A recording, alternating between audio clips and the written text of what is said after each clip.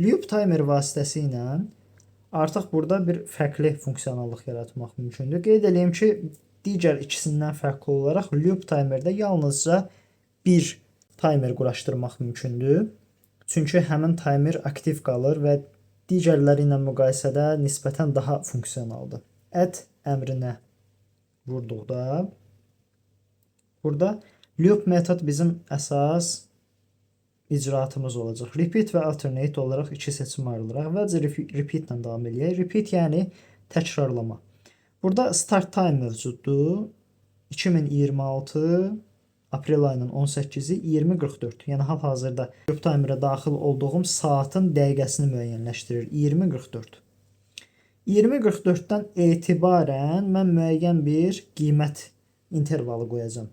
Həmin o qiymət intervalı burada repeat hissəsindən yenə də saat və dəqiqə olaraq göstərilib. Misal üçün 2 dəqiqəlik interval qoyacağam. Relemin vəziyyəti istəyirəm ki 10 vəziyyətində olsun, yəni yanılı vəziyyətdə olsun. Buradan enable-ı aktivləşdirdikdə və save etdikdə 2 dəqiqədən bir relenin çıxış vəziyyəti daim yanılı vəziyyətdə olacaq.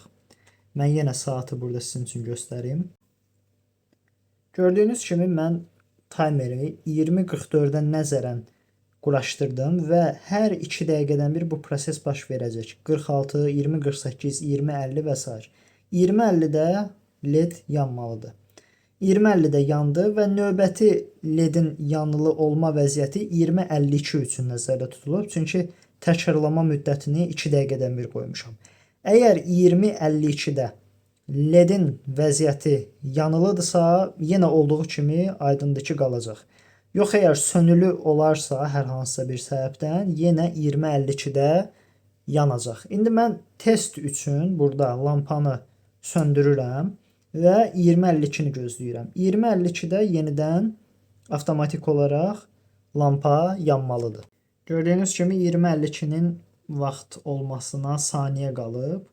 Bu saniyələr tamamlandıqdan sonra LED-in vəziyyəti avtomatik olaraq dəyişəcək.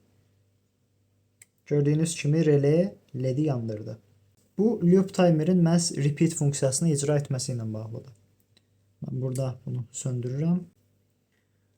Loop timerdə digər bir özəlliyi isə bayaq dedik ki alternate özəlliyidir. Bunu seçib save edirəm. Artıq burada funksionallıq dəyişir. Yenə start time 20:44-də nəzərəndir. Burada off və on olaraq iki seçim var. Bizdən asılı olmadan. Yəni periodik şəkildə təyin edilmiş vaxta nəzərən relay çıxışı yanalı və sönülü olacaq.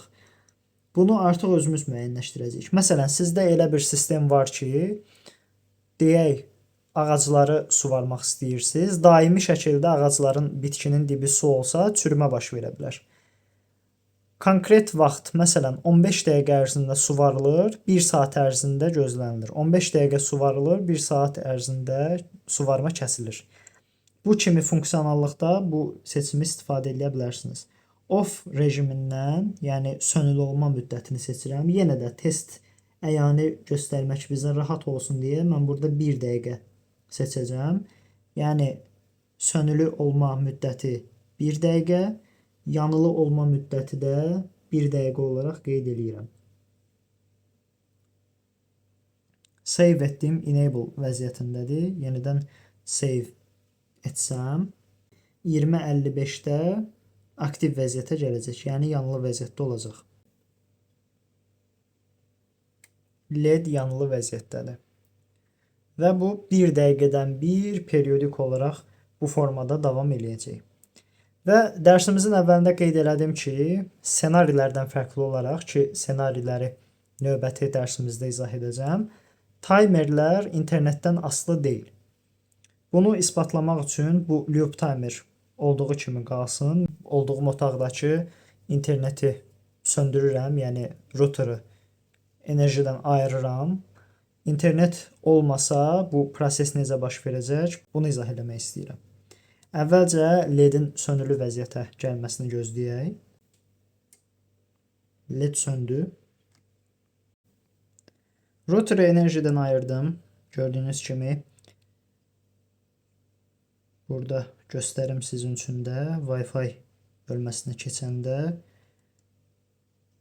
hal-hazırda heç bir qoşulu Wi-Fi göstərmir. Həmçinin cihazın özü də Wi-Fi-dan kənardır. Yenidən qayıdırıq bura.